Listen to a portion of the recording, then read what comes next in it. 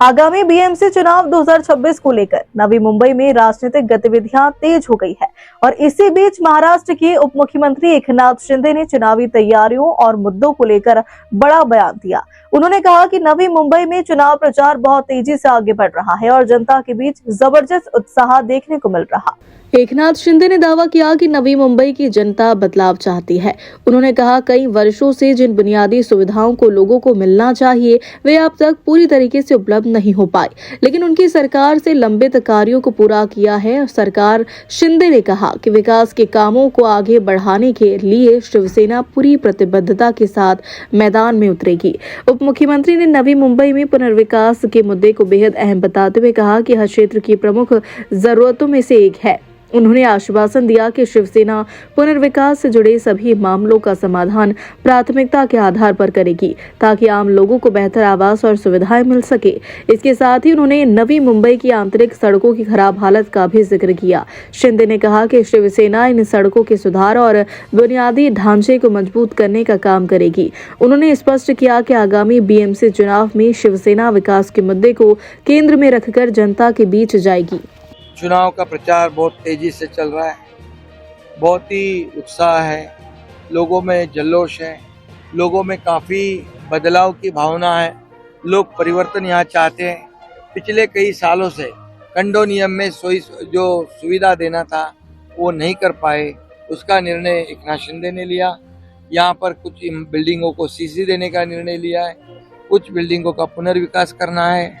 यहाँ पर ज़रूरतमंद जो घर जिन्होंने बनाया है उनको रेगुलाइज करने का मामला है। यहाँ पर पुनर्विकास का मामला बहुत बड़ा है और उसको सुलझाने का काम शिवसेना करेगी। यहाँ हम देख रहे हैं कि बार से तो रोड अच्छे दिख रहे हैं, लेकिन इंटरनल रोड बहुत ही बुरी हालत में है। यहाँ कई जगह पे पीने का पानी नहीं है। तो इतने साल जो यहाँ पर सत्ता में थे उन्होंने ये करना चाहिए था, लेकिन वो नहीं कर पाए, ये दुर्भाग्य है। लेकिन शिवसेना ये जरूर करेगी, लोगों को साथ देगी और लोगों को भी परिवर्तन चाहिए, बदलाव चाहिए, विकास चाहिए।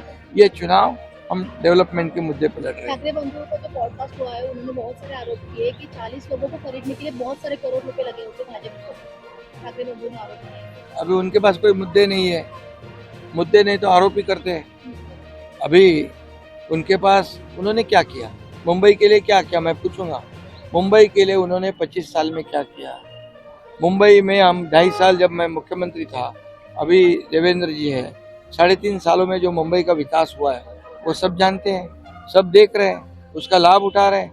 आज कोस्टल रोड हो, अटल सेतु हो, मेट्रो के रुका हुआ काम हो, कारशेड का काम हो, सीवरेज ट्रीटमेंट प्लांट का काम हो, वहाँ गार्डन का काम हो, बाला साहेब ठाकरे आपला दवाखाना का काम हो, कई ट्रैफिक के मुद्दे को हम सुलझा रहे हैं। तो इसीलिए मैं इतना ही कहूँगा कि जो हमें सवाल पूछ रहे हैं क्योंकि उनके पास कैंडिडेट ही नहीं, लड़ने को तैयार नहीं, तो किसी को भी ये भी फॉर्म दे दिया।